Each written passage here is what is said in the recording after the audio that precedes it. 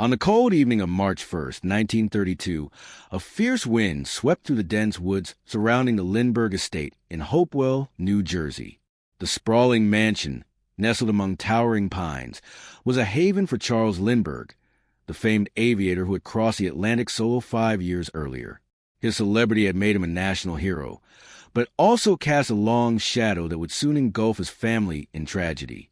On the second floor, in a warmly lit nursery, 20-month-old Charles Augustus Lindbergh, Jr., the golden-haired son of Charles and Immoral Lindbergh, slept peacefully in his crib.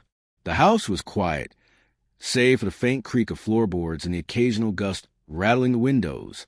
And Lindbergh, weary from a day of caring for a toddler, retired early, entrusting the baby to Betty Gow, the family's trusted nursemaid.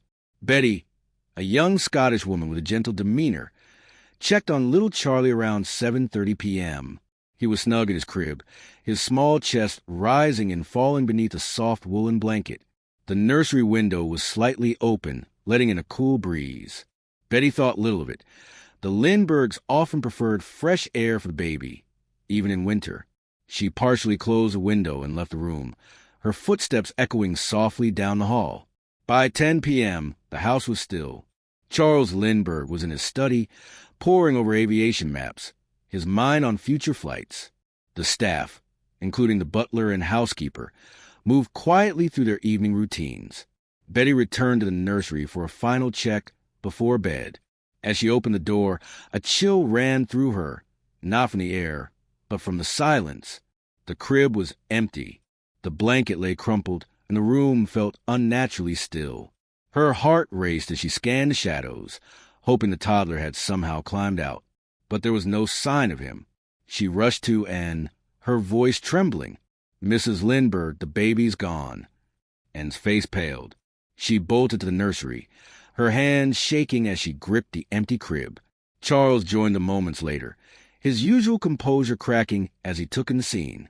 He grabbed a rifle from a closet and searched the house, calling for his son, but the rooms were silent. Then, near the nursery window, he noticed something that froze him, a crude wooden ladder leaning against the outer wall. Muddy footprints marked the floor, and the window, now fully open, revealed a torn screen.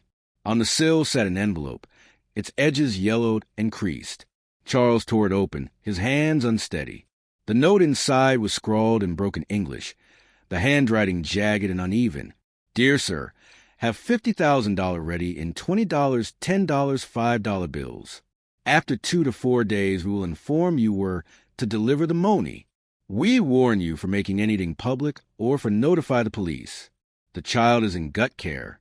Indication for all letters are signature and 3 holes." At the bottom was an odd symbol, 2 interlocking circles with 3 punched holes. It was a ransom note, unmistakable and chilling. The Lindberghs' worst fears were confirmed.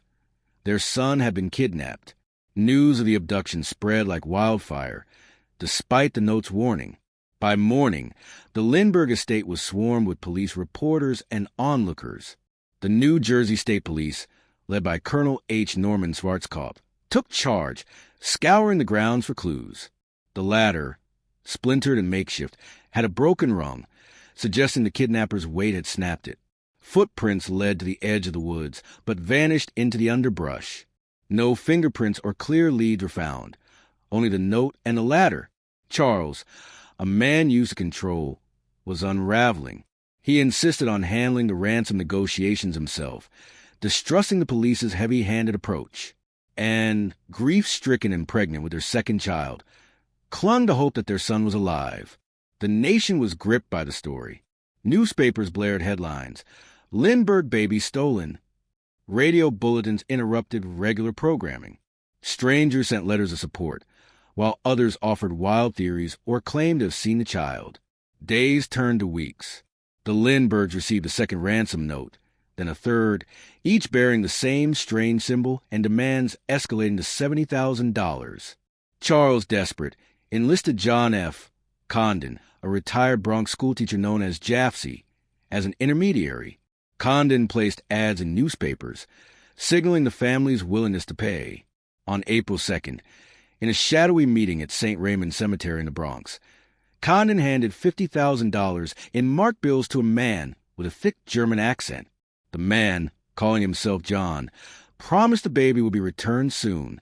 He gave Condon a note claiming the child was on a boat called the Nellie off the Massachusetts coast. But when authorities searched, no such boat existed. Hope faded. The nation's obsession grew darker as false leads and hoaxes multiplied. Spiritualists claimed visions of the baby. Con artists tried to extort the family. Then, on May 12, 1932, a truck driver stopped along a road near Hopewell and stumbled upon a shallow grave. In the underbrush lay the decomposed body of a toddler, partially covered by leaves. The remains were identified as Charles Lindbergh, Jr., his skull fractured, likely from a fall or blow. The coroner estimated he had been dead since the night of the kidnapping, possibly dropped from the ladder during the escape. The discovery shattered the Lindberghs and stunned the nation. Grief turned to outrage, and the hunt for the kidnapper intensified. For 2 years, leads went cold, but the marked ransom bills began surfacing in New York. In September 1934, a gas station attendant grew suspicious of a $10 gold certificate and noted the license plate of the customer who used it. The car belonged to Bruno Richard Hauptmann, a German immigrant and carpenter living in the Bronx. Police arrested Hauptmann, a 35-year-old with a criminal record in Germany, for theft. In his garage, they found $13,760 of the ransom money, hidden in floorboards and walls. A search of his home revealed tools matching the ladder's construction and with grain consistent with a plank from his attic. Hauptmann's handwriting resembled the ransom notes, though he claimed innocence, insisting he'd found the money in a box left by a friend who had since died. The prosecution's case was strong. The money, the ladder, and testimony from Condon, who identified Hauptmann's voice. The trial, dubbed the Trial of the Century, began in January 1935 in Flemington, New Jersey. The courthouse became a circus, packed with reporters, spectators, and vendors selling miniature ladders as souvenirs. Hauptmann, stoic and heavily accented, stuck to his story, but the evidence piled up.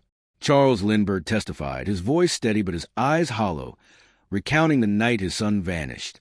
And, too frail to testify, remained at home, her grief private but profound. The jury deliberated for 11 hours before convicting Hauptmann of first-degree murder. He was sentenced to death. On April 3, 1936, Hauptmann was executed in the electric chair at Trenton State Prison. He never confessed, and his wife, Anna, maintained his innocence until her death decades later. Yet questions persisted. Some believed Hauptmann hadn't acted alone, citing inconsistencies in the evidence and rumors of an inside job. The Lindbergh staff, including Betty Gow, faced scrutiny but were never charged. Others speculated about organized crime, given the era's rampant gangster activity. The strange symbol on the ransom notes was never fully explained, fueling conspiracy theories. The Lindberghs, seeking escape from the spotlight, moved to Europe in 1935. Charles continued his aviation work, though his legacy was later tarnished by controversial political views, and channeled her pain into writing, publishing memoirs that reflected her quiet resilience. The kidnapping reshaped their lives and the nation's psyche. It spurred the Federal Kidnapping Act, making such crimes a federal offense, and highlighted the dangers of fame in an era of rising crime. Decades later, the case remains a haunting chapter in American history.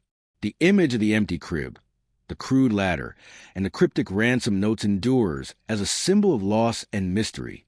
Was Hauptmann the sole culprit, or did others slip through the cracks? The truth, like little Charlie's fate, remains partially buried in the shadows of that cold March night, a wound that never fully healed for the Lindberghs or the nation that mourned with them.